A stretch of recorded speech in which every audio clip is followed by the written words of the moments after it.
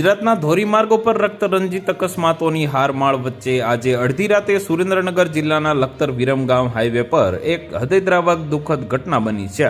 લખતરના ભાસ્કરપરા ગામની સીમમાં બેફામ ગતિએ દોડતા એક ટ્રક ચાલકે રાજકોટથી બહુચરાજી માતાના દર્શનાર્થે જઈ રહેલા પદયાત્રીઓના સંઘને અડફેટે લેતા એક જ પરિવારના 7 લોકોના ઘટના સ્થળે જ કરુણ મોત નીપજ્યા છે। આ અકસ્માત એટલો ભયાનક હતો કે માનવ અંગો હાઈવે પર વેરાયા હતા, જેના કારણે સમગ્ર પંથકમાં ભારે અરેરાટી અને શોકનું મોજું ફરી વળ્યું છે।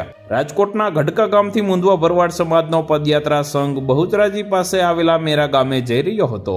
આ સંઘ જ્યારે લખતરના છારદ અને ભાસ્કરપરા વચ્ચે પહોંચ્યો ત્યારે પાછળથી પૂરપાટ ઝડપે આવી રહેલા એક ટ્રકે પદયાત્રીઓને કચડી નાખ્યા હતા। આ ગોજરા અકસ્માતમાં મસાભાઈ કરશનભાઈ મુંદવા, ઝાલુબેન મસાભાઈ મુંદવા, રાણીબેન મંગાભાઈ લાંબરિયા, ઝાલુબેન વેલાભાઈ મુંદવા, વિજુબેન પ્રવીણભાઈ મુંદવા, વજીબેન વિભાભાઈ મુંદવા તેમજ એક ડમ્પર ચાલકનું મોત નીપજ્યું હતું।